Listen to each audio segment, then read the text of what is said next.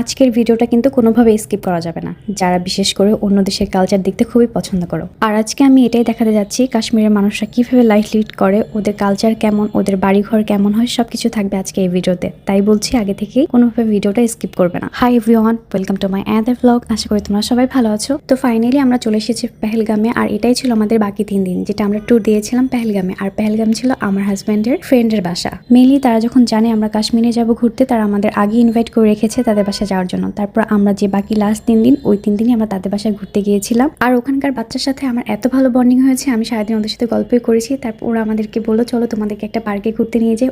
তারপর ওরা আমাদের একটা পার্কে ঘুরতে নিয়ে যায়। এই পার্কটা এত সুন্দর ছিল, চারদিকে শুধু পাহাড় আর পাহাড় ছিল। আর এই ফুলটা কিন্তু আমার অনেক পছন্দের। এই পার্কটা ছিল মেনলি নাজরিনদের, ওরা হচ্ছে আমার হাজব্যান্ডের পরিচিত। তো ওরাই আমাদেরকে এখানে ঘুরতে নিয়ে আসে। যারা এখানে ঘুরতে আসে তারা কিন্তু এখানেও হোটেলে স্টে করে, আর সাথে সাথে ভিউ দেখে। আর এখানে অনেক ঝর্ণা সিস্টেম আছে। তবে আমরা কিন্তু এখানে থাকিনি, আমরা আলাদা জায়গায় থেকেছিলাম, একদমই ওদের মতো কালচারের মতো করে থেকেছি। কারণ ওরা এক সাইডে ছিল, আমরা ওদের পাশেই ছিলাম। আর এটার কারণে মেনলি আমি ওদের কালচার সম্পর্কে জানতে পেরেছি। আর এটা ছিল আমাদের যাওয়ার সাথে সাথে প্রথম দিনই। আমি প্রতিদিনই ঘুরতে বের হই, রাতে, দুপুরে, সকালে, বিকালে। আর তারপরের দিন আমরা একটা পার্কে এসেছি, এটা হচ্ছে পোষণ পার্ক। যেটার কথা বলি, এটা একটা মজার কাহিনী আছে। এই পার্কটাতে শুধু তারাই ঢুকতে পারে যারা অরিজিনাল কাশ্মীরি। আমি তো আর কাশ্মীরি ছিলাম না, আমার হাজব্যান্ডও কাশ্মীরি ছিল না। তবে ওই দিন আমি হিজাব পরেছিলাম, ওরা আমাকে পড়তে বলেছিল যে আপু তুমি এটা পড়ো, আমি পড়েছি।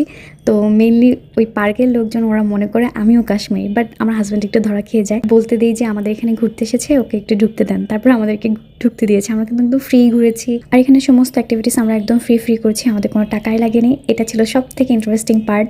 আর মনে হলো যে কাশ্মীরের পর যদি কেউ থাকলে একটা আলাদা রকম অ্যাডভান্টেজ আছে। তারপর আমরা পার্কে ঘোরাঘুরি শেষ করে চলে যাই একটা পাহাড়ের উপর। ওখানে বসে আমরা অনেক এনজয় করি, অনেক কথা বলি। আমি ওদেরকে বাংলা ভাষা শেখাচ্ছিলাম, এত ফানি ছিল, ওরা এত কিউট করে বাংলা ভাষা বলে। তারপর আমরা বাসায় চলে আসি। আর ওরা এখানে শুধু শুধু ম্যাগি খায়, এমনি খেতেই পছন্দ করে। আর আমি ওদের সাথে এটা বসে বসে এমনিই খেয়েছি আর অনেক রকম মজা করেছি। আমরা যে 3টা দিন ছিলাম, ওরা একদম শুধু আমার সাথেই ছিল। ওরা কোনোভাবে 1 সেকেন্ডের জন্য বাসায় যেতে চায়নি, অলওয়েজ আমার কাছে থাকতো, আমার সাথে গল্প করতো। আমার মেকআপ নিয়ে ওরা মেকআপ করতো, খেলতো, সবকিছু করতো। আর এবার আসি ওদের বাড়িঘর কেমন হয়। এটা ছিল নাজরানদের বাসা। এটা কিন্তু সবসময় ওদের পুরো বাড়িটা থাকে একদম এরকম কাজ করা, নকশি খাতার কাজ যেটাকে আমরা বলি। পুরো বাসাটা এরকম কার্পেট বিছানো থাকে, কাজ করা থাকে। আর ওরা কিন্তু অলওয়েজ ফ্লোরেই ঘুমায়। ওদের কিন্তু খাট, ফার্নিচার তেমন কিছুই থাকে না। ভিডিওতে জায়গাটা খুব বড় দেখলেও এটা খুব বড় না, খুবই কনজাস্ট একটা বাসা। আর ওরা এরকম ফ্লোরেই ঘুমায়, এখানেই রান্না করে, এখানেই লাইফ লিড করে। এই ব্যাপারটা আমাকে খুব বেশি অ্যাট্রাক্ট করে যে বিভিন্ন রকম কালচার মানুষের। আসলে আমি যতটা আনন্দ নিয়ে কথা বলছি, আসলে ওদের লাইফটা এতটা আনন্দের না, ওদের অনেক কষ্ট হয়, ওরা অনেক কষ্টেই লাইফ লিড করে। তারপর সেকেন্ড দিন আমরা চলে যাই আরু ভ্যালিতে। আরু ভ্যালিতে আমাদের নিয়ে যায় এরশাদ ভাইয়া ছিল আমার হাজব্যান্ডের ফ্রেন্ড। অ্যাকচুয়ালি আমরা যার বাসায় গিয়েছিলাম তার সাথে আমরা আরু ভ্যালিতে ঘুরতে যাই। আর এটা ছিল জিয়া, আর ওর ভাই আছে, ওর নাম হচ্ছে ফারহান। তো আমরা সবাই মিলে ঘুরতে চলে যাই গাড়ি নিয়ে। গাড়িটাও ছিল এরশাদ ভাইয়ের। আর হ্যাঁ, ওই যে আগে বললাম পরিচিত কেউ থাকলে ঘোরাটা অনেক ইজি হয়। আর আমাদের এখানে একটা জায়গা ছিল, এই জায়গাটার নাম আমার ঠিক মনে নেই। এখানে এরশাদ ভাই আমাদের গাড়িটা থামিয়েছিল যাতে আমরা একটু ফটো ভিডিও করতে পারি। তারপর আমরা চলে যাই খেতে। ওখানে যে নর্মালি আমরা এটাকে কি বলে, স্যান্ডউইচ ছিল ওদের, কেমন জানি টেস্ট আমি বলতে পারবো না, ভালো লাগে না আমার কাছে। চাটাই আমার কাছে অলওয়েজ ভালো লাগে। তারপর আমরা যে আরুবালিতে চলে আসি, আর এখানে আমি খুব সুন্দর সিনেমাটিক ভিডিও করি, অনেক শখ করে ভিডিওটা বানিয়েছিলাম। আর এই জায়গাটা সব থেকে বেস্ট, এটা দেখলেই আপনার অন্যরকম একটা ফিল আসবে। আর অনেক পাহাড় ছিল, আমি ওখান থেকে জাস্ট ট্রেকিং করছিলাম